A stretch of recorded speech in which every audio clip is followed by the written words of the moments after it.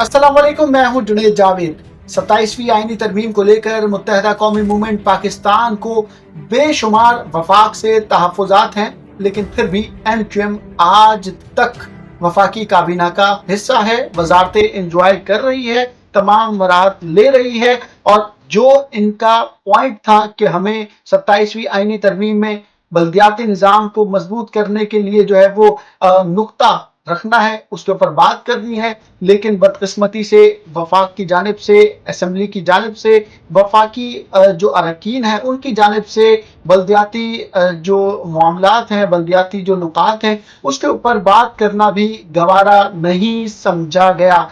होना तो यही चाहिए था कि MQM पाकिस्तान वफाक से अलग की इख्तियार करती, अपोजिशन बेंचों में जाकर बैठती, अपना एहतजाज रिकॉर्ड करवाती, लेकिन सिर्फ और सिर्फ पेस सेविंग के लिए MQM के लीडरशिप ने जो है वो खिताब किया और कौमी असम्बली में अपनी बात जो है वो अरकान कौमी असम्बली और वजीर आजम और स्पीकर के सामने रखी, लेकिन इस बात से मामलात हल होने नहीं थे। आज MQM पाकिस्तान की जानिब से बहादुराबाद पर एक प्रेस कॉन्फ्रेंस की गई, लोग इसे धुआंधार प्रेस कॉन्फ्रेंस करार दे रहे हैं, लेकिन ये कैसी धुआंधार प्रेस कॉन्फ्रेंस थी जिसके अंदर कोई बड़ा ऐलान नहीं किया गया। MQM पाकिस्तान को चाहिए था कि वो आज अलहदगी इख्तियार करती, वजीर आजम से अपने मुतालबात मनवाने के लिए किसी बड़े एहतजाज का ऐलान करती, लेकिन ऐसा कुछ भी नहीं हुआ।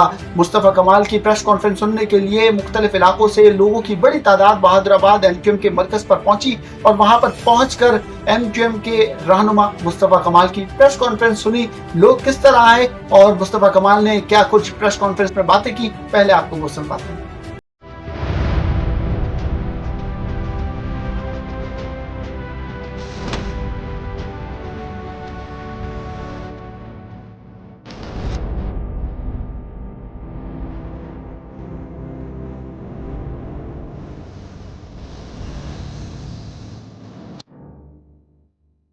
चंद गुजारिशात करना चाहता हूँ उन लोगों से जो ये कहते हैं कि भाई इसकी क्या जरूरत है, ये क्यों होना चाहिए। मैं आपको ये बताना चाहता हूँ, मैं अगर बलूचिस्तान से शुरू करूँ कि क्यों जरूरी है, मैं बलूचिस्तान से शुरू करूँ कि क्यों पाकिस्तान में मुकामी हुकूमतें क्यों जरूरी। आज बलूचिस्तान में, और माजरत के साथ बता दूं, ये एडमिनिस्ट्रेटिव मैटर अब नहीं रहा और ना अब ये MQM का मैटर रहा है। मैं आपको यकीन के साथ कहता हूँ कि पाकिस्तान की बका का मसला है, पाकिस्तान की नेशनल सिक्योरिटी इशू है। कैसे कह रहा हूँ नेशनल सिक्योरिटी इशू है? बलूचिस्तान में आप जाएं, जब हमारी पाक फौज जो नेशनल एक्शन प्लान है उनका 10 साल पहले वाला, 15 साल पहले वाला, जब वो अपनी सारी KPIs को डिस्कस करते हैं, मीटिंगों के अंदर बताते हैं कि फौज ने क्या क्या क्या क्या कुछ कर लिया, उसी KPIs में एक पॉइंट ये है कि जो मुंतखब नुमाइंदे हैं वो अपने अपने इलाकों में जाकर लोगों के काम करेंगे। जब उसकी बारी आती है और बलूचिस्तान की बारी, मैं बलूचिस्तान की मिसाल दूं, अब बलूचिस्तान में जो मुंतखब नुमाइंदा है MNA, उसका जो हल्का है वो अगर अपने हलके में एक कोने से सफर शुरू करे तो अपने ही हलके के दूसरे कोने में 3 दिनों के बाद पहुंचता है, गाड़ी पे, पैदल नहीं, 3 दिनों के बाद पहुंचता है। एक हलके में 3-3 इंटरनेशनल बॉर्डर लगते हैं उनके, एक MNA के हलके में। कैसे एक MP अपने हलके में सफर शुरू करे, 24 घंटे में पहुंचता है? कैसे, how on this earth this is possible कि एक MNA और MP तमाम इलाकों में रहने वाले लोगों की जरूरियात को पूरा कर सके? जब भी लोग अपनी ना महरूमियों को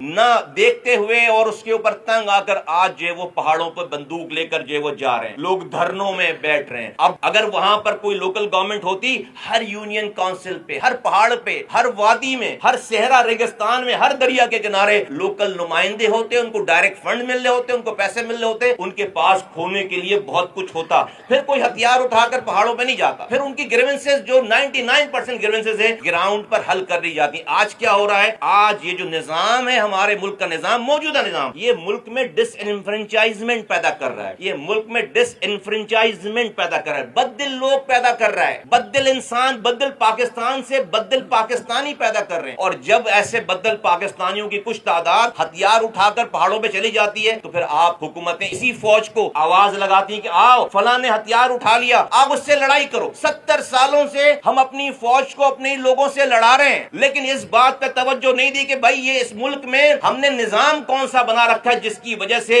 اتنے بددل لوگ پیدا ہو رہے ہیں، اس کو ایڈریس نہیں کر رہے. This is the mother of all evil. یہ جو نظام ہے، اس نظام میں ہم یہی کرتے رہیں گے، لوگ بددل لوگ پیدا ہوتے رہیں گے اور ہم اپنی فوج کو انگیج کرواتے چلے جائیں گے. تو میں پاکستان کی فوج کی قیادت کو آواز لگا کے کہنا چاہتا ہوں کہ یہ میرا مسئلہ ایم کیو ایم کا مسئلہ نہیں ہے، یہ پاکستان کی سیکیورٹی کا مسئلہ ہے. کیوں لوگوں کو جو ہے وہ ہم بزن کر رہے ہیں؟ پاکستان کے آج کے نظام میں وفاق سے صوبوں کو ڈویزیبل پول کے نام پر، این ایف سی ایوارڈ کے نام پر سارا پیسہ صوبوں کو مل جاتا ہے 18ویں ترمیم کے بعد، اور وہ صوبوں میں وہ 18ویں ترمیم کے بعد وہ سارے چاروں وزراء اعلیٰ کے پاس وہ پیسے، اختیار، وسائل آ کے وزیر اعلیٰ ہاؤس میں پارک ہو جاتے ہیں. اس سے نیچے ٹریکل ڈاؤن نہیں ہو رہا، کوئی نظام ہی نہیں ہے، ٹاؤن میں نہیں جا رہا، یونین کاؤنسل میں پیسے نہیں جا رہے، اور اس کا نتیجہ یہ کہ پاکستان میں یہ ہو رہا ہے. یہ تو میں نے آپ کو مثال دی بلوچستان کی.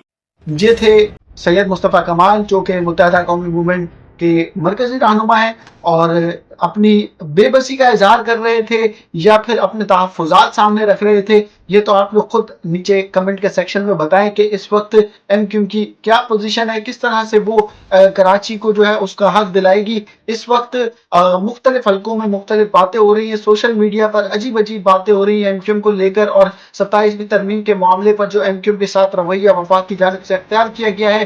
ایم کیو ایم کے اس تمام تر صورتحال کے اوپر سوشل میڈیا کے اوپر صرف یہی بات چل رہی ہے کہ ایم کیو ایم کو لالی پاپ دے دیا گیا ہے، ماضی میں بھی دیا جاتا رہا ہے اور اس وقت پھر دے دیا گیا ہے.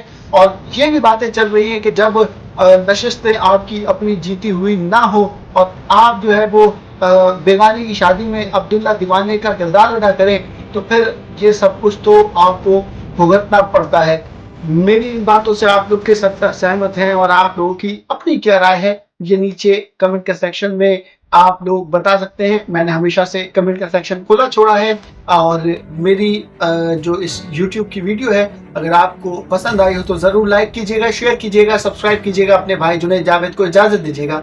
اللہ کے بعد.